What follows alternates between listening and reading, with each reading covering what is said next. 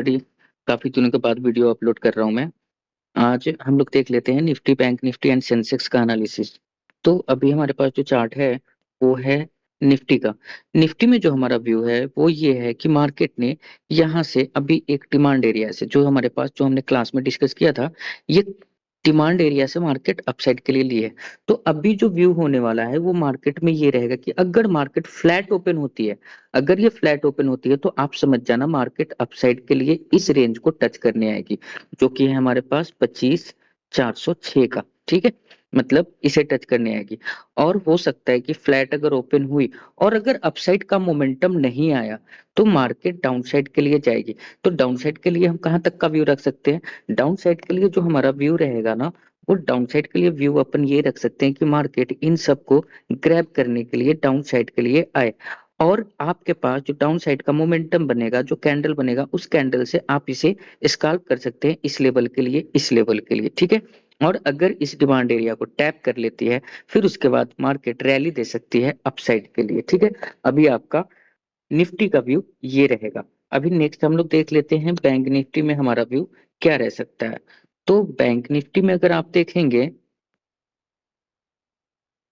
तो bank Nifty में भी हमारा व्यू सेम है, अपने निफ्टी की तरह है। इसमें भी हमारा व्यू यही अपसाइड के लिए रहेगा कि अगर मार्केट इस जोन में पहुंच जाती है, तो हम लोग अपना टारगेट एग्जिट कर लेंगे और मार्केट को फिर सेटल होने देंगे। ठीक है, और सेटल होने के बाद फिर हम देखेंगे कि मार्केट एक पुल बैक लेकर के फिर से अपसाइड के लिए अग्रेसिव मूवमेंट दे सकती है। और अगर यहाँ से ये डाउन साइड की तरफ आती है, अगर ये डाउन साइड की तरफ मूवमेंट करती है, तो आप ये समझ लेना कि जब मार्केट ये ब्रेक करते और ब्रेक करने के बाद ये एक छोटा सा पुल बैक लेकर के यहाँ पे आपके पास कोई भी कैंडल का कंफर्मेशन बनाकर दे, कैंडल कंफर्मेशन बना करके दे, जिसमें डाउन साइड का मोमेंटम दिखे, तो आप इसे ट्रेल कर लेना, रैली को इसे कैच कर लेना डाउन साइड के लिए। जो ये ड्रॉप आएगा, इस ड्रॉप को आपको कैच कर लेना है। ठीक है, अब नेक्स्ट देख लेते हैं, हमारे पास ऑप्शन है सेंसेक्स का। सेंसेक्स में आज आप लोगों ने देखा होगा कि सेंसेक्स का जो मोमेंटम था, वो काफी अच्छा था। और मार्केट में जो ये अपसाइड का जो मोमेंटम आया है, ये अपसाइड का जो मोमेंट देखा आपने, इसी मोमेंट ने ना सबको रोक के रखा था।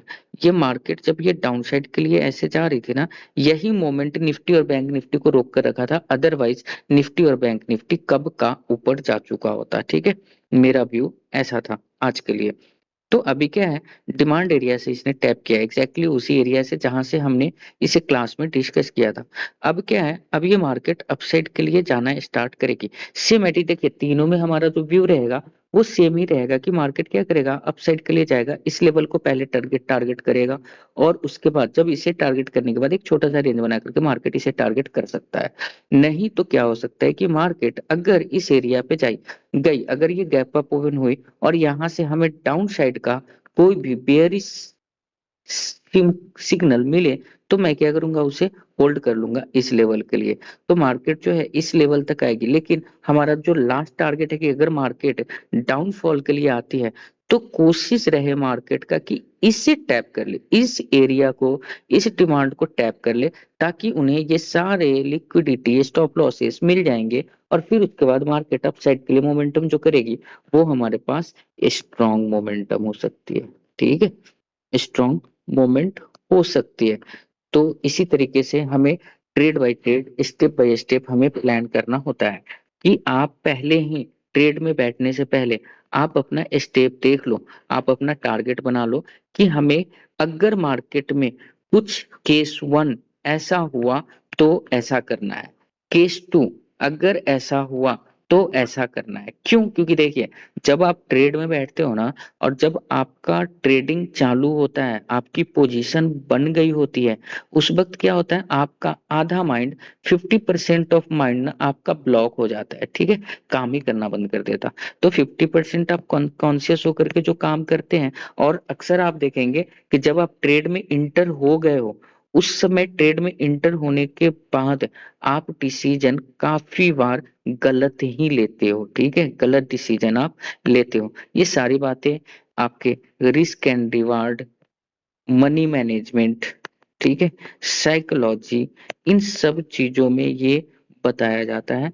तो आप क्लासेस को ज्वाइन करिए, आपको आगे का सारा इन्फॉर्मेशन मैं आपको बता दूँगा, ठीक है? So thank you.